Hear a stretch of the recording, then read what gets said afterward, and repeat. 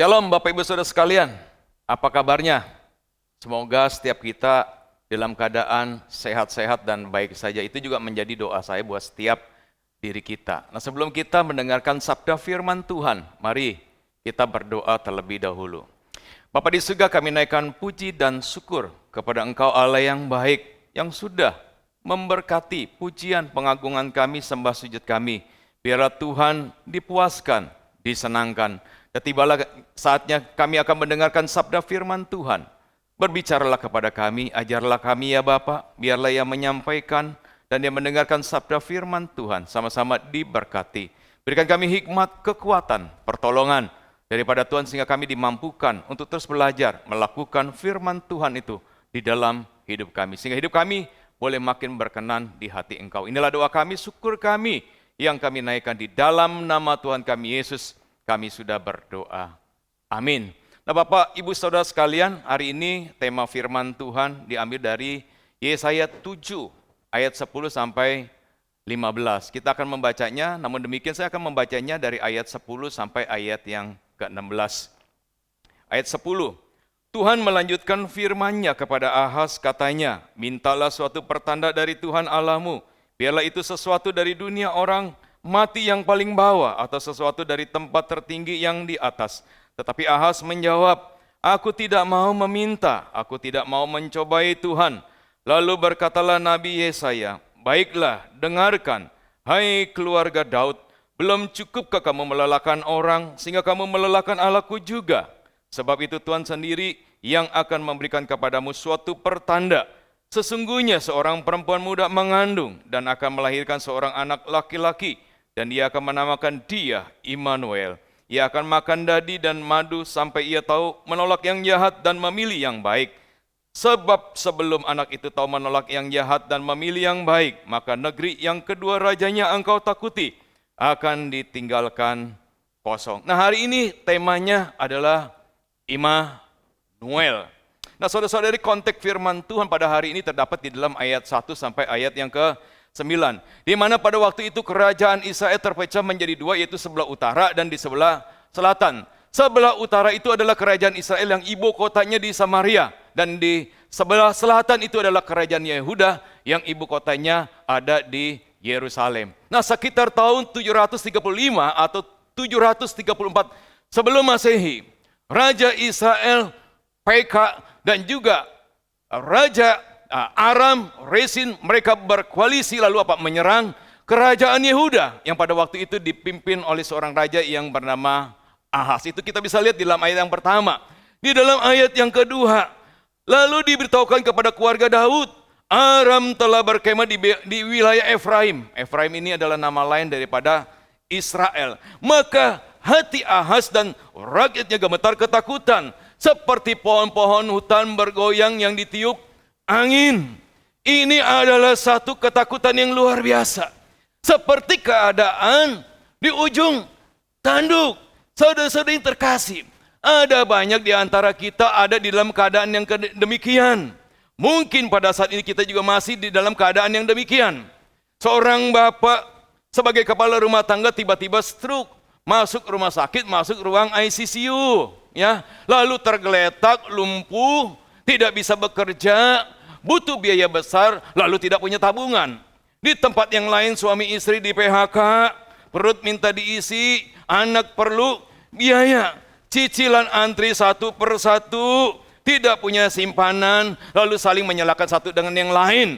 Rumah tangga ribut besar, dan pernikahan mereka ada di ambang perceraian.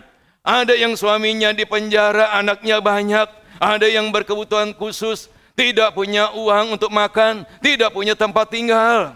Ada juga seorang ibu dipukul oleh suaminya sampai babak belur. Dia mau tinggalkan rumahnya, mau keluar rumah, mau melarikan diri. Lihat anaknya banyak, masih kecil-kecil, tidak punya skill. Lalu biaya kontrakan ada di depan mata. Suaminya pengangguran, suka judi, suka mabuk, suka perempuan. Bukankah ini di dalam situasi yang sangat kritis? Bukankah ini keadaan yang sangat darurat? Ahaz dan rakyatnya gemetar ketakutan. Maka tidak heran waktu di dalam ayat yang ketiga, Tuhan berfirman kepada Yesaya untuk disampaikan kepada Ahas, teguhkanlah hatimu dan tinggallah tenang. Janganlah takut dan jangan hatimu kecut. Pertanyaannya adalah, apakah Ahas mau percaya? Siapakah yang diandalkan Ahas? Siapakah yang diandalkan Yehuda? Tuhankah yang diandalkan mereka? Mari kita lihat fakta dan kenyataannya. Yang pertama, mereka beserta kekuatan diri sendiri dan lainnya. Itu kita bisa lihat di dalam ayat yang ke-10 sampai ayat yang ke-12. Ayat 10 mengatakan kepada kita, Tuhan melalui Yesaya melanjutkan firman-Nya kepada Ahaz, katanya demikian, mintalah suatu pertanda dari Tuhan Allahmu. Biarlah itu sesuatu dari dunia orang mati yang paling bawah atau sesuatu dari tempat tertinggi yang ada di atas di dalam ayat 11. Firman Tuhan ini untuk meyakinkan Ahaz untuk minta suatu tanda dari Tuhan. Tanda dari dunia orang mati. Tanda dari langit yang tertinggi. Ini adalah satu tanda yang sangat luas. Yang sangat sulit. Dan bahkan yang extraordinary. Tapi Ahaz dia menjawab dan dia menolak. Aku tidak mau meminta. Aku tidak mau mencobai Tuhan. Penolakan Ahaz ini terdengar sangat-sangat rohani. Dan seperti yang dikatakan di dalam Ulangan 6 ayat 16, jangan kamu mencobai Tuhan Allahmu. Ahaz secara munafik, dia berdalih, dia tidak mau mencobai Tuhan, tetapi sesungguhnya Ahaz itu sudah menetapkan hatinya, mengambil keputusan untuk bersandar yang pertama, kepada kekuatan dirinya sendiri. Dia mau bersandar kepada pikirannya, pengetahuannya, pengalamannya. Yang kedua, dia mau bersandar kepada kekuatan orang lain, bersandar kepada bangsa yang lain, yaitu kepada Tiglat-Pileser III atau kepada bangsa Asyur. Hal ini kita bisa lihat di dalam 2 Raja-Raja 16 ayat 7. Ahaz memohon kepada Tiglat-Pileser melalui utusan-utusannya. Yang pertama, dia berkata, aku ini hamba-Mu. Ahaz di sini dia menghambakan diri. Lalu dia berkata, aku ini anakmu. Lalu yang kedua dia berkata, majulah dan selamatkanlah aku dari tangan Raja Aram dan dari tangan Raja Israel yang telah bangkit menyerang aku. Siapakah Tiglat-Pileser ketiga ini sehingga Ahaz itu menghambakan dirinya? Yang pertama, dia itu adalah Raja Agung Asyur pada abad ke-8 sebelum Masehi. Dan secara luas, dia dihormati sebagai pendiri kekaisaran Asyur baru. Yang kedua, bangsa Asyur menyembah banyak dewa. Tiap-tiap kota Asyur itu ada dewanya sendiri-sendiri. Asyur itu adalah nama dewa daripada kota Asyur yang merupakan ibu kota daripada Assyria. Dan Asyur ini, dewa Asyur ini adalah rajanya dewa-dewa yang lainnya. Ishtar itu adalah dewi kota Nineveh. Raja-raja Asyur percaya bahwa dewa-dewi mereka, utamanya adalah dewa Asyur yang memberikan kemenangan atas musuh-musuh mereka. Lalu yang ketiga, kerajaan Asyur itu digambarkan sebagai kekuatan militer pertama di dalam sejarah. Yang keempat, tiga besar ini dianggap sebagai salah satu pemimpin militer paling berhasil dalam sejarah yang menaklukkan banyak wilayah. Jadi dia perang mendapatkan wilayah, dia perang mendapatkan wilayah dan bahkan dicatat di dalam sejarah. Lalu yang kelima, setiap pemberontakan, tawanan, pasukan musuh akan ditumpas dengan kejam, akan dikuliti, akan ditusuk, ya, bukan saja ditusuk lalu apa, kakinya dipenggal, tangannya dipotong, hidungnya dipotong, telinganya dipotong, matanya dicungkil, lalu kepalanya dipenggal atau dibakar hidup. Ini sesuatu yang sangat luar biasa. Lalu kotanya diratakan, dihancurkan, dimusnahkan, lalu dibakar. Lalu tindakan kebutuhan yang lain. Yang wanita itu diperkosa, yang laki-laki itu dimutilasi.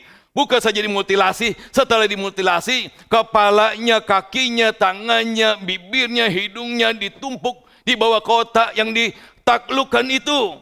Lalu mayat-mayatnya ditumpuk atau dipotong-potong, lalu diberi makan kepada anjing.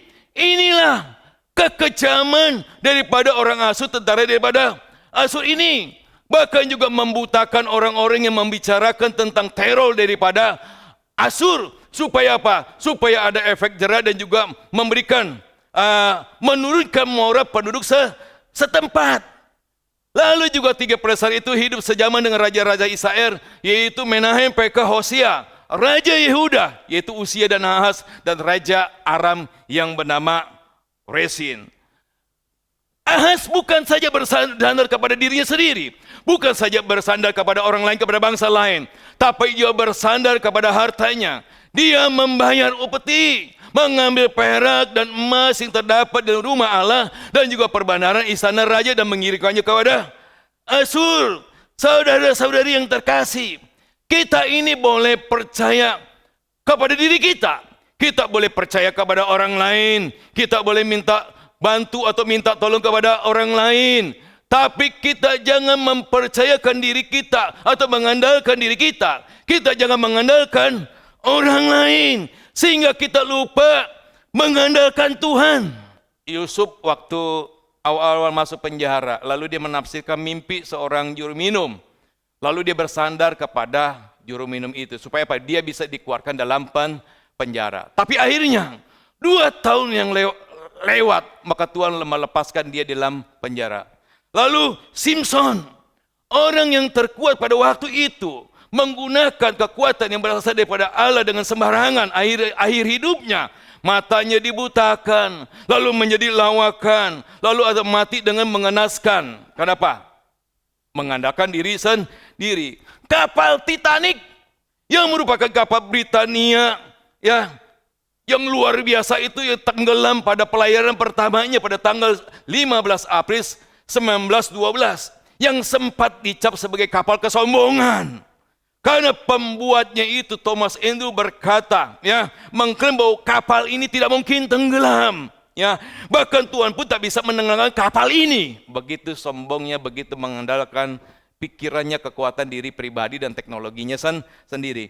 Kosmonot Uni Soviet Yuri Gagarin, ya, dia berkata tidak ada Tuhan, mengandalkan dirinya, mengandalkan pengetahuannya, mengandalkan teknologinya. Dan pada waktu uji coba pesawat baru pada tanggal 27 Maret 1968, terjadi musibah lalu dia meninggalkan dunia. Inilah hal-hal yang didapati orang-orang yang mengandalkan diri sendiri. Ahas mengandalkan kekuatan dirinya, dia mengandalkan orang lain, dia mengandalkan bangsa yang lain. Itu yang pertama. Yang kedua, dia mengandalkan apa? Mengandalkan ilah yang lain. 2 Raja-Raja 16 ayat 10 sampai 18. Di dalam 2 Raja-Raja 16 ayat 10 dan 11, Ahas setelah 3 Pilesar Asyur itu menghancurkan Israel dan Aram, Ahas pergi menemui 3 Pilesar. Dia pergi ke Damsyik. Di sana dia melihat mezbah yang ada di Damsyik. Kemudian dia memberitakan Imam Usia, ya, melalui utus-utusannya untuk apa? Membuat mezbah yang sama. Nah, setelah Ahas dia kembali ke Yehuda, apa yang dilakukannya? Yang pertama, dia mendekat kepada mezbah itu. Lalu yang kedua, dia naik ke atas mezbah itu. Yang ketiga, dia membakar korban bakarannya dan juga korban sajiannya. Yang keempat, dia mencurahkan korban curahannya di atas mezbah tersebut. Lalu yang kelima, dia menyiramkan darah korban keselamatan ke mezbah itu. Nah, ini yang luar biasa. Yang keenam, dia menggeser, menyingkirkan mezbah Tuhan. Dan ini sama saja dia menggeserkan Tuhan, menyingkirkan Tuhan. Dan bahkan lebih bahayanya yang ketujuh, dan dia berkata, mezbah Tuhan itu adalah urusanku. Artinya Tuhan itu adalah urusanku. Lalu yang kedelapan, kemudian Raja Ahas memberitakan kepada Imam Uriah untuk membakar korban. Bakarlah di atas mezbah besar itu korban bakaran pagi dan korban sajian petang. Lalu juga korban bakaran, korban sajian raja. Lagi juga korban bakaran, korban sajian. Lalu juga korban curahan seluruh rakyat negeri. Lalu siramkan kepadanya segenap darah korban bakaran dan segenap darah korban sembelihan. Saudara yang terkasih, ini adalah ibadah. Ini adalah ibadah kepada Allah lain. Dan ini bertentangan dengan kebenaran firman Tuhan. Bukankah firman Tuhan mengatakan kepada kita, jangan ada padamu Allah lain di hadapanku. Jangan membuat bagimu patung yang menyerupai apapun yang ada di langit di atas, yang ada di bumi di bawah, atau yang ada di dalam air di bawah bumi. Jangan sujud menyembah kepadanya atau beribadat kepadanya.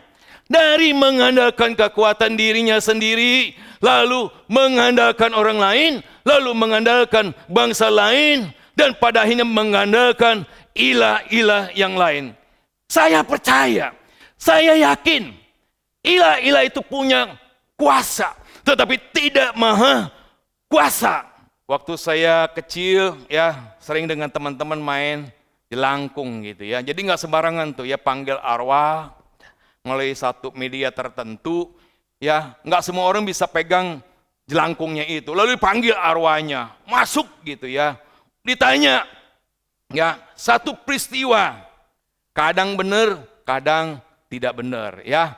Punya kuasa tetapi tidak maha kuasa. Tetangga saya, istrinya 2 hari nggak pulang ke rumah. Singkat ceritanya tetangga saya tanya orang pintar ya. Waktu tanya sama orang pintar, ada 2 pertanyaan yang tepat, yang selebihnya itu berbeda. Yaitu pertama, istri saya ada di mana? Ada di rumah sakit. Betul, di rumah sakit Cipto. Keadaannya bagaimana? Meninggal dunia. Itu 2 yang paling tepat.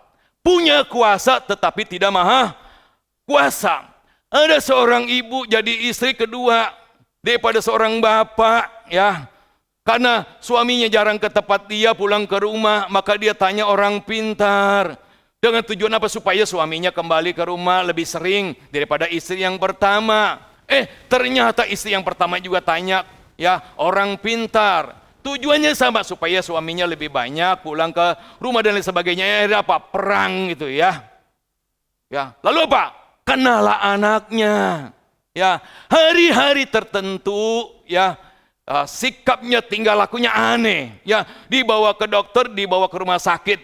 Dokter ngomong, ini anak kamu nggak ada sakit apa-apa, bawa pulang aja. Ini bukan sakit secara fisik. Dulu saya pernah beritakan Injil kepada anaknya ini. Waktu beritakan Injil, kau masuk kuasa gelap. Itu Pak, siluman ular. Maka kami tengking di dalam nama Tuhan Yesus Kristus. Ya, ilah, kuasa gelap, punya kuasa tetapi tidak maha kuasa. Suatu hari pada pukul 2.30 pagi, saya ditelepon oleh seorang bapak. Ya, dia dapat nomor saya dari keluarganya. Ya, kenapa? Karena ada wanita idaman yang lainnya itu yang dibawa di mobil Mercedes itu sedang kemasukan kuasa gelap. Dia mau bawa ke pastori, saya bilang jangan. Ya, jam 2.30 pagi. Nanti dari atas sampai bawah semua bangun. Ya, itu pastorinya hamba Tuhan, masing-masing punya anak itu. Saya bilang datang aja ke gereja jam 2.30, bukan di sini, di tempat yang lain. Singkat ceritanya sampai di gereja, ya, saya ajak semua tengking di dalam nama Tuhan Yesus. Ya, roh itu keluar, lalu kami tanya, ya, kenapa sampai masuk kuasa kegelapan ini? Ternyata apa? Ya, wanita ini adalah wanita yang kurang baik, ya, pekerjaannya tidak baik. Dia minta penglaris dari orang-orang pintar, ada syarat, ya, ada hal-hal yang harus dilakukan. Karena tidak dilakukan, maka apa? Dia kemasukan kuasa kegelapan itu. Lalu kami beritakan Injil kepada dia mau percaya kepada Tuhan. Lalu kita nasihatin dia. Tahu gak bapak itu sudah punya istri, sudah punya anak, kamu melakukan sesuatu yang tidak baik. Lalu kita juga nasihati bapak itu. Pak, kamu juga sudah punya istri, punya anak, ya. Tinggalkan perbuatan ini. Saya tidak tahu sampai saat ini apa sudah tinggalkan perbuatan-perbuatan itu. Intinya, ya, kuasa gelap, ilah punya kuasa tetapi tidak maha kuasa. Itu yang kedua. Yang ketiga, beserta kita Allah. Ayat 13 sampai ayat yang ke-16. Ayat 13 dikatakan, lalu berkatalah Nabi Yesaya, baiklah dengarkan, hai keluarga Daud. Belum cukupkah kamu melelahkan orang, sehingga kamu melelahkan Allahku juga. Yesaya menegur Ahaz, menegur istananya, menegur keturunan Daud, dan seluruh keluarga kerajaan. Karena mereka itu apa? Menghina nubuatan dan sama sekali tidak menghargai wahyu ilahi yang berasal daripada Tuhan. Belum cukupkah kamu melelahkan orang? Dengan apakah mereka melelahkan orang-orang? Yaitu dengan penindasan dan kelaliman yang memberatkan, yang memuakkan banyak orang. Sehingga juga apa? Melelahkan Allahku juga. Saudara yang terkasih, yang namanya manusia itu bisa lelah. Termasuk orang-orang muda itu menjadi lelah dan menjadi lesu. Yesaya 40 ayat 30 mengatakan kepada kita demikian. Pertanyaannya adalah, apakah Tuhan bisa lelah? Tuhan tidak bisa lelah. Tuhan ialah Allah yang kekal, yang menciptakan bumi dari ujung ke ujung tidak menjadi lelah dan tidak menjadi lesu, tak terduga pengertiannya. Itu yang dikatakan oleh Yesaya 40 ayat ke-28. Frase melelahkan Allah ini artinya bahwa adalah tidak ada yang lebih menyedihkan hati Allah yang berada di surga itu, yaitu bahwa tindakan mereka yang tidak percaya kepada Tuhan. Lalu bukan saja mereka tidak percaya, mereka menghina, mereka meremehkan dengan perkataan yang terdengar rohani tetapi sesungguhnya berbeda dengan isi hatinya. Mereka menghina, mereka meremehkan bahwa Allah sanggup menolong mereka. Mereka menghina, mereka meremehkan nabi-nabi Allah sebagai pembawa berita daripada Allah. Sehingga tidak heran di dalam ayat 14 sampai ayat 16, sebab itu Tuhan sendiri yang akan memberikan kepadamu suatu pertanda. Yang pertama, ini tandanya adalah sesungguhnya seorang perempuan muda ya mengandung. Perempuan muda di sini bahasa Ibrani adalah Alma dan bahasa Yunaninya di dalam Septuaginta itu adalah Parthenos, yang artinya the virgin, gadis, perawan, wanita muda yang belum menikah, yang belum melakukan hubungan intim dengan seorang pria. Yang kedua, dan akan melahirkan seorang anak laki-laki. Ini tanda yang jelas, laki-laki. Yang ketiga, dan ia akan menamakan dia Immanuel. Immanuel, ya, M-nya 1 atau M-nya 2. Sama saja, ya. Terdiri dua suku kata, yaitu Imanu yang berarti beserta kita, bersama kita atau dengan kita. Lalu yang kata kedua adalah El yang artinya Allah. Jadi Immanuel itu adalah artinya beserta kita, bersama kita, dengan kita Allah. Nah, nama ini digunakan di dalam perjanjian baru dipakai untuk nama Yesus Kristus. Itulah arti Immanuel. Lalu tanda yang keempat, Immanuel akan makan dadi dan madu sampai ia tahu menolak yang jahat dan memilih yang baik. Walaupun Yesus dikandung oleh Roh Kudus dan dilahirkan dengan luar biasa, ya, ia akan makan dadi dan madu. Sama seperti anak-anak lain di negeri yang dialiri susu dan madu. Dan ini seperti yang dikatakan di dalam Ibrani 2 ayat 17a. Maka dalam segala hal ia akan disamakan dengan saudara-saudaranya, akan diajar, akan dididik, akan besar secara fisik, lalu bertambah hikmatnya, lalu makin kuat rohnya, lalu menjadi matang, sehingga dia bisa menolak yang jahat dan memilih yang baik. Lalu yang kelima, sebab sebelum anak itu tahu menolak yang jahat dan memilih yang baik, maka negeri yang kedua rajanya engkau takuti akan ditinggalkan kosong. Nah, di sini ada yang mengatakan bahwa ada makna ganda di dalamnya.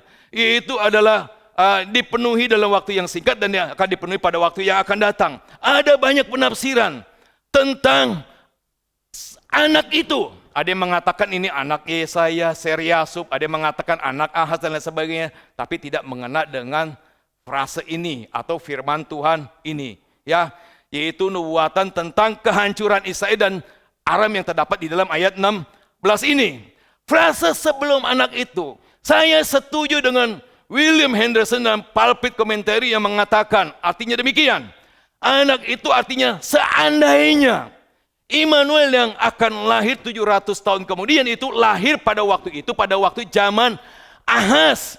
Lalu kemudian sebelum anak itu tahu menolak yang jahat dan memilih yang baik, artinya apa? Dalam waktu yang singkat, ya, bahwa kerajaan Israel dan kerajaan Aram akan dihancurkan oleh Tuhan.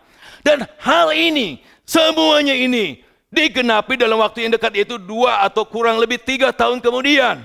Yaitu Hosea bersekutu dengan Asyur, lalu melawan Israel dan membunuh PK. Di tempat yang lain, Asyur menyerang kerajaan Aram dan Aram itu ditaklukkan. Maka nubuat yang pertama digenapi dan nubuat yang kedua akhirnya digenapi 700 tahun kemudian dan dengan kelahiran Yesus Kristus. Bapak, Ibu, Saudara sekalian, jangan andalkan diri kita, jangan andalkan orang lain, jangan andalkan ilah-ilah yang lain, karena kita ini sangat terbatas. Orang lain sangat terbatas. Ilah-ilah punya kuasa tetapi tidak maha kuasa. Dan bahkan firman Tuhan berkata di dalam Yeremia 17 ayat 5, terkutuklah orang yang mengandalkan manusia, lalu yang mengandalkan kekuatan sendiri dan hatinya menjauh daripada Tuhan. Andalkanlah Allah, Karena Dia Immanuel, Allah beserta dengan kita, bersama dengan kita. Allah yang apa? Yang dengan kita. Andalkan Allah. Karena Dia bisa memakai diri kita, orang lain, bahkan Dia bisa memakai apapun dan siapapun untuk menolong kita. Allah memakai burung gagak, memberikan makan kepada Nabi Elia pada waktu musim kekeringan. Pada waktu pagi maupun pada waktu petang, burung gagak mengirimkan roti dan mengirimkan daging. Dan Nabi Elia bisa minum air dari sungai Kerit itu. Lalu juga Allah memakai janda di Sarfat untuk memberikan makan kepada Elia pada waktu musim kekeringan. Pada tepungnya tinggal segegam, minyaknya tinggal sedikit. Tapi toh Allah memakai janda ini. Allah juga memakai gempa bumi yang dahsyat untuk melepaskan Paulus dan Silas dari dalam penjara. Allah memakai Gideon dan 300 orang untuk menaklukkan Midian. Allah juga memakai Yosua dan bangsa Israel. Dia keliling kota Yeriko sampai hari ke-7 menjadi 13 kali, maka kota itu menjadi runtuh.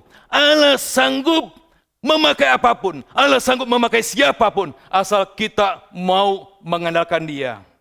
Dalam sebuah survei yang dilakukan oleh satu lembaga yaitu Etna Medford, dia mengatakan bahwa Abraham Lincoln itu adalah presiden yang terbaik di Amerika. Dan ini disetujui oleh para ahli sejarah yang bahkan mengatakan 65 kali bahwa Presiden Abraham Lincoln ada presiden yang terbaik di Amerika Serikat. Pertanyaan kita adalah, apa yang membuat Abraham Lincoln begitu berhasil di dalam memimpin bangsa Amerika Serikat?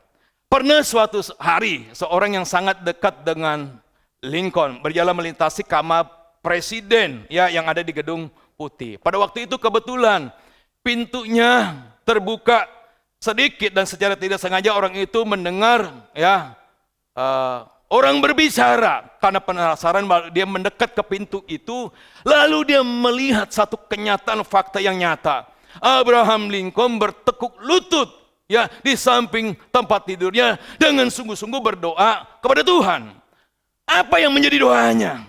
Dia berkata demikian, Tuhan Yesus, tolonglah saya untuk memimpin bangsa yang besar ini. Keberhasilan Abraham Lincoln itu terletak daripada kesadaran dirinya untuk selalu mengandalkan pertolongan kepada Tuhan, untuk mengandalkan kuasa daripada Tuhan. Itu sebabnya maka Abraham Lincoln dikenang sepanjang masa. Saudara-saudara yang terkasih di dalam Tuhan, oleh karena itu, pada saat ini, apapun yang menjadi tantangan kita, rintangan kita, pergumulan kita, apapun itu, pergumulan kita, kesedihan kita, kegalauan kita, ya, air mata kita, boleh kita percaya kepada diri kita, boleh kita percaya kepada orang lain, boleh kita minta tolong kepada orang lain, tapi kita jangan percaya kepada ilah-ilah. Jangan kita andalkan diri kita, jangan kita andalkan orang lain. Andalkanlah Tuhan yang bisa memakai diri kita. Dia bisa memakai orang lain, Dia bisa memakai apapun, Dia bisa memakai siapapun, Dia bisa memakai banyak orang, sedikit orang, tanpa orang untuk menolong kita. Karena Dia adalah Allah Immanuel, beserta kita, bersama kita, dengan kita Allah. Mari kita berdoa. Bapa di surga, kami datang di hadapan Engkau, Allah yang baik, Allah yang Immanuel, Allah yang beserta kami, bersama kami, dengan kami. Kami bersyukur ya Tuhan, jauh-jauh hari firman Tuhan ini juga dinyatakan kepada bangsa Israel. Tapi mereka mau mengandalkan dirinya sendiri. Mereka mau mengandalkan orang lain, bangsa lain.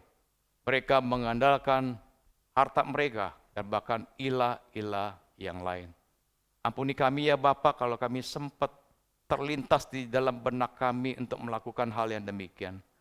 Berikan kesadaran yang tinggi, kesadaran yang extraordinary untuk menghadapi keadaan yang sangat extraordinary ini. Untuk memegang erat Tuhan, mengandalkan Tuhan dengan erat-erat. Karena Engkau Allah yang Immanuel, Allah yang beserta kami, bersama kami, dengan kami. Kami bersyukur Immanuel itu pernah lahir di dalam hati kami. Biar kami selalu kenang, percaya, mempercayakan, bersandar, mengandalkan Engkau. Bahkan kami mau terus belajar, mentaati kebenaran firman Tuhan. Dan tolong kami agar kami bisa setia sampai akhir hidup kami. Terpujilah nama Engkau Tuhan. Di dalam nama Tuhan kami Yesus kami sudah berdoa. Amin. Tuhan Yesus memberkati.